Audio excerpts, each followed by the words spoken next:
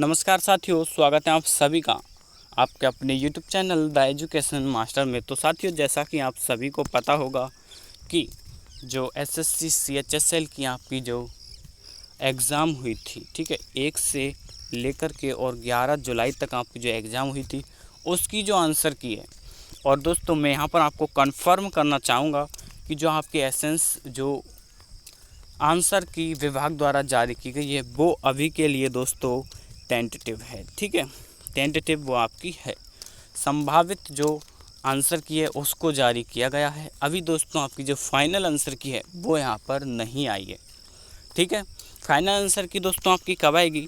तो final answer की आपकी आएगी दोस्तों जब आपका रिज़ल्ट जारी होगा उससे एक दिन पहले, या फिर दोस्तों उसी दिन आपकी जो आंसर की है फाइनल वो जारी की जाएगी। तो ध्यान रखना साथियों, अभी आपकी फाइनल आंसर की नहीं आई है। लेकिन दोस्तों हम यहाँ पर बात करने वाले हैं SSC CHSL में GK GS के जो प्रश्न पूछे गए थे वो हम आपको यहाँ पर बताने वाले हैं कि कौन कौन से प्रश्न पूछे गए थे। और साथ में दोस्तों मैं कहना चाहूँगा कि SSC CGL के जितने भी छात्र हैं, GD के जितने भी छात्र हैं, MTS के जितने भी छात्र हैं जो अपनी तैयारी को कर रहे हैं वो इस वीडियो को ज़रूर देखें। क्योंकि साथियों होता क्या है कि SSC में जो प्रश्न है वो किसी भी एग्ज़ाम का किसी भी एग्ज़ाम में रिपीट हो सकता है। मान लीजिए SSC CHSL में इस बार प्रश्न आया है तो वही प्रश्न एज इट इज़ आपको थ्योरी के रूप में आपको किसी अन्य एग्ज़ाम यानी कि SSC GD MTS CGL JEE selection post उसमें आपको यहाँ पर मिल सकता है। तो मैं यहाँ पर कहना चाहूँगा कि SSC की एग्ज़ाम्स की तैयारी करने वाले सभी विद्यार्थी इसको ज़रूर देखें। यह आपके लिए इम्पोर्टेंट होगा, जिसमें दोस्तों हम आपको 25 GK GS के प्रश्नों के ऊपर चर्चा करेंगे। ठीक है, जो कि SSC CHSL में पूछे गए थे। तो साथियों शुरू करते हैं वीडियो को। वीडियो शुरू करने से पहले साथियों, यदि आपने अभी तक हमारे चैनल को सब्सक्राइब नहीं किया है तो साथियों आप हमारे इस चैनल को सब्सक्राइब कर लीजिए, क्योंकि SSC से रिलेटेड सभी एग्ज़ाम्स की रिज़ल्ट्स की, आंसर कीज़ की, नोटिफिकेशन की सभी अपडेट यहाँ पर आपको टाइम टू टाइम मिल जाती हैं। तो साथियों इसको आप सब्सक्राइब ज़रूर करें। चलिए दोस्तों हम प्रश्नों के ऊपर चलते हैं। तो गाइज़ ये रहा आपका पहला क्वेश्चन। छऊ निम्नलिखित में से किस राज्य का एक लोकप्रिय नृत्य है? यहाँ पर दोस्तों आपको बताना है कि छऊ नृत्य है वो किस राज्य का लोकप्रिय नृत्य है। तो साथियों हरियाणा, गुजरात, केरल और झारखंड। तो इसमें दोस्तों आपका सही उत्तर है गुजरात। ठीक है, गुजरात का ये नृत्य है। याद रखना साथियों, यह प्रश्न बार बार रिपीट होता है। यह एक ऐसा प्रश्न है साथियों जो कि हर साल किसी न किसी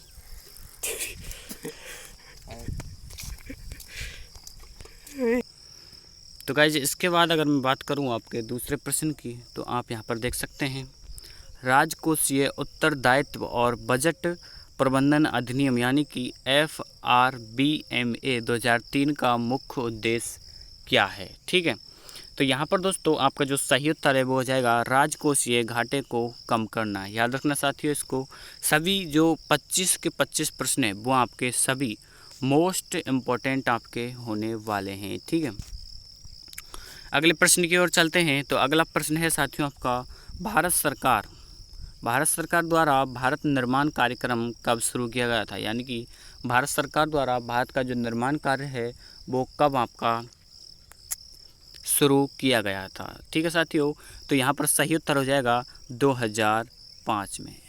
ठीक है, अब इसके बाद अगर मैं बात करूँ तो निम्नलिखित में से कौन सा 66वें राष्ट्रीय स्कूल खेल यानी कि नेशनल स्कूल गेम्स 2023 का आयोजन स्थल नहीं था? यहाँ पर दोस्तों आपको बताना है कि कौन सा जो आयोजन स्थल है वो नहीं था। किसका? 66वें राष्ट्रीय स्कूल खेल नेशनल स्कूल गेम्स का, जो कि कब हुए थे दोस्तों? आपके 2022 में हुए थे। ठीक है, तो कई बच्चे क्या करते हैं यहाँ पर वो पूरा क्वेश्चन पढ़ते नहीं हैं और यहाँ पर दोस्तों जो सही उत्तर है उसको यहाँ पर टिक नहीं करते और किसी गलत उत्तर को यहाँ पर टिक कर देते हैं, यानी कि वो यहाँ पर नहीं था को छोड़ देते हैं और है पर चले जाते हैं। ठीक है, और वो यहाँ पर ग्वालियर, भोपाल और दिल्ली इसमें से किसी को टिक कर देते हैं। तो इसका सही उत्तर है दोस्तों लुधियाना। और एक ज़रूरी बात दोस्तों, आपको क्वेश्चन को पूरा पढ़ना है, ठीक है। इसके बाद दोस्तों अगर मैं बात करूं आपके 5वें प्रश्न की, तो आप देख सकते हैं निम्नलिखित में से कौन भारतीय संविधान की विशेषता के संबंध में गलत है। एक प्रश्न और साथियों गलत है, यहाँ पर सही है नहीं पूछा है, गलत है पूछा है, ठीक है। संविधान प्रधानमंत्री को 3 प्रकार की आपात स्थितियों की घोषणा करने का अधिकार है। प्रधानमंत्री को, ये गलत है साथियों, क्योंकि प्रधानमंत्री को आपात स्थितियों की घोषणा करने का अधिकार देता है, ये सही है, ठीक है। समाज के वंचित वर्गों के उत्थान के लिए आरक्षण नीति है। सर्वोच्च न्यायालय के पास न्यायिक समीक्षा की कोई शक्ति नहीं है। या फिर साथियों संविधान सार्वभौमिक वयस्क मताधिकार प्रदान करता है।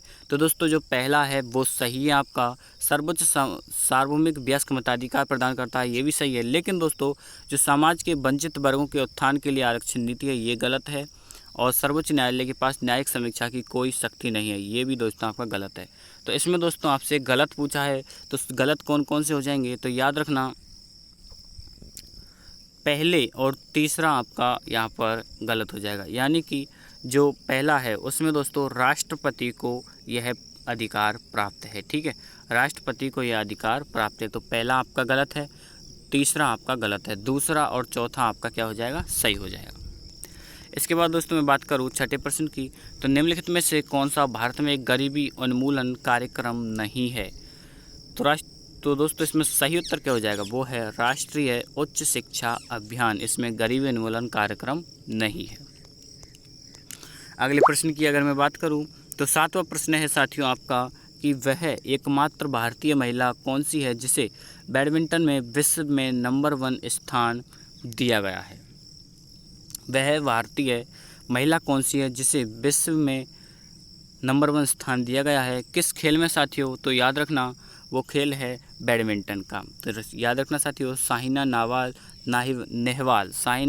नेहवाल एकमात्र भारतीय महिला है जिसे बैडमिंटन में विश्व में नंबर 1 स्थान प्राप्त हुआ है। इसके बाद दोस्तों अगर मैं बात करूँ अगले की, तो अंबेडकर एवं Modi reforms ideas performers implementation पुस्तक निम्नलिखित में से किस शख्सियत द्वारा लिखी गई है, जो कि सितंबर 2022 में लिखी गई है। तो याद रखना साथियों रामनाथ कोविंद, जो कि दोस्तों क्या थे, वो थे हमारे राष्ट्रपति थे, ठीक है। अब तो दोस्तों द्रौपदी मुर्मू है हमारे राष्ट्रपति, तो याद रखना साथियों इसको भी। अब बात करते हैं साथियों निम्नलिखित में से केरल वह त्यौहार कौन सा है, जो केरल का वह त्यौहार कौन सा है जो फसल के मौसम की शुरुआत करता है, 10 दिनों तक चलता है और जिसके दौरान सर्पाकार नौका दौड़ आदि होती है। तो याद रखना साथियों आपके इनसे भी यहाँ पर त्योहारों से भी, फेस्टिवल्स से भी आपके इम्पोर्टेंट क्वेश्चन यहाँ पर बन जाते हैं। तो कौन सा त्यौहार हो जाएगा साथियों, ओणम, याद रखना। फसल कटाई के त्यौहार सभी दोस्तों आपको याद रखने हैं। और नववर्ष यानी कि किस त्यौहार को किसका नववर्ष कहा जाता है वो भी आपको ध्यान रखना है। कौन सी प्रसिद्ध पुस्तक हरिपाल द्वारा लिखी गई है, तो संगीत सुधाकर दोस्तों हरिपाल द्वारा लिखी गई है। पुस्तकों को भी दोस्तों याद रखना, book and authors. Static GK का दोस्तों इसमें बहुत बड़ा रोल होता है।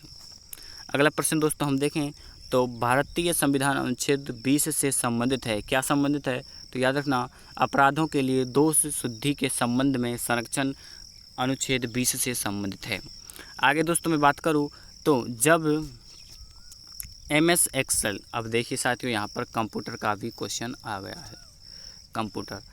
कंप्यूटर में दोस्तों यहाँ पर पूछा है MS एक्सेल में किस विशेष पंक्ति रॉ के कंटेंट का चयन करते हैं और फिर डिलीट बटन पर क्लिक करते हैं तो क्या होगा, सभी चयनित सेलों की प्रविष्टियाँ डिलीट हो जाएंगी। ये सही है दोस्तों आपका, सभी चयनित जो सेल हैं उनकी प्रविष्टियाँ यानी कि जो भी आपने उसमें भर रखा होगा वो डिलीट हो जाएगा, ठीक है। अगला प्रश्न है साथियों भारत की जनगणना 2011 के अनुसार भारत में कितने ज़िले हैं। जनगणना से भी दोस्तों हर साल आपका 1 या 2 प्रश्न आते हैं, तो इनको दोस्तों आपको याद रखना है। 2011 की जनगणना से संबंधित जो भी तथ्य हैं उनको आपको याद रखना है। जैसे कि जनगणना के अनुसार भारत में कुल साक्षरता दर या फिर इंडिया की टोटल पॉपुलेशन, ठीक है, इस तरीके से आपको याद रखने हैं। इसका सही उत्तर जाएगा 640 दोस्तों इसमें जिले हैं। आगे दोस्तों अगर मैं बात करूं तो पेशीय कोशिकाओं, ये दोस्तों जीएस का आपका प्रश्न है। पेशीय कोशिकाएं गति करने में किस प्रकार सहायक करती हैं? तो याद रखना, इन कोशिकाओं के संकुचन और विश्राम के परिणाम स्वरूप गति होती है। याद रखना, ठीक है साथियों।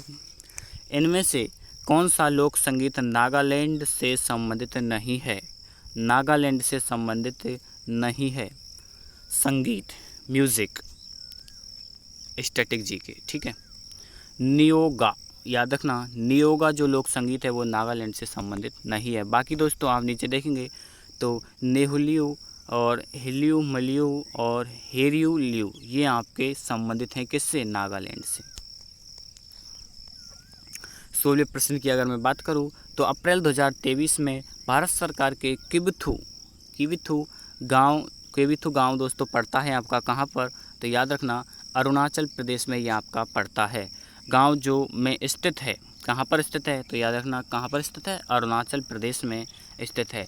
वाइब्रेट विलेज प्रोग्राम की शुरुआत यहां पर हुई थी। ये भी फैक्ट दोस्तों आपको याद रखना है।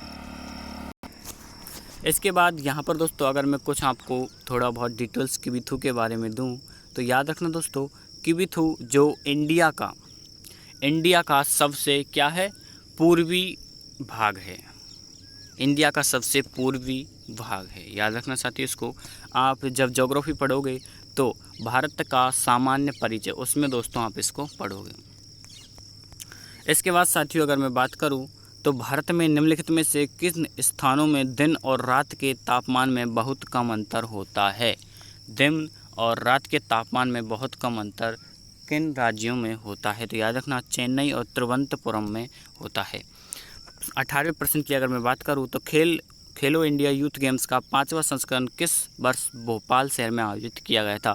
तो याद रखना 2023 में किया गया था। इसके बाद दोस्तों 19वां प्रश्न है आपका, MS एक्सेल के फंक्शन किस प्रकार के डाटा का कार्य कर सकते हैं? तो सेलों की रेंज या सेलों के समूह पर, ठीक है।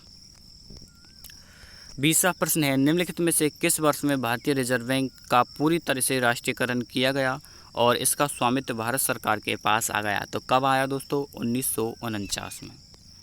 21वां प्रश्न है साथियों, महाबलीपुरम मंदिर का निर्माण निम्नलिखित में से किस राजवंश के शासनकाल में हुआ था? तो याद रखना, पल्लव वंश के शासनकाल में हुआ था। 22वां प्रश्न है साथियों, तो 22वां प्रश्न है दोस्तों आपका, निम्नलिखित में से कौन सा द्रव्य में ठोस प्रकार के विलयन का एक उदाहरण है? तो याद रखना, आयोडीन टिक्सचर, ठीक है, आयोडीन टिक्सचर। 23वां प्रश्न है, औद्योगिक नीति संकल्प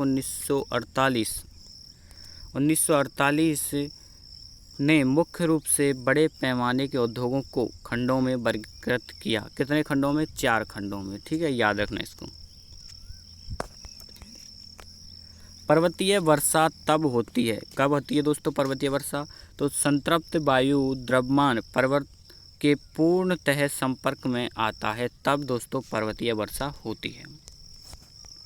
इसके बाद दोस्तों आपका अंतिम प्रश्न है, जुलाई 2021 में किस राज्य सरकार ने एक तदर्थ समिति की रिपोर्ट यानी कि एड हॉक कमेटी रिपोर्ट का समर्थन करते हुए एक प्रस्ताव पारित किया, जिसमें विधान परिषद को दोस्तों लेजिस्लेटिव काउंसिल कहते हैं, ठीक है, बनाने का समर्थन किया गया था? तो याद रखना, पश्चिम बंगाल राज्य सरकार द्वारा। तो दोस्तों कैसी लगी वीडियो नीचे कमेंट बॉक्स में कमेंट करके बताएं। बाकी दोस्तों कोई भी आपका सवाल हो तो आप नीचे पूछ सकते हैं। तो साथियों मिलते हैं नेक्स्ट वीडियो में। जय हिंद।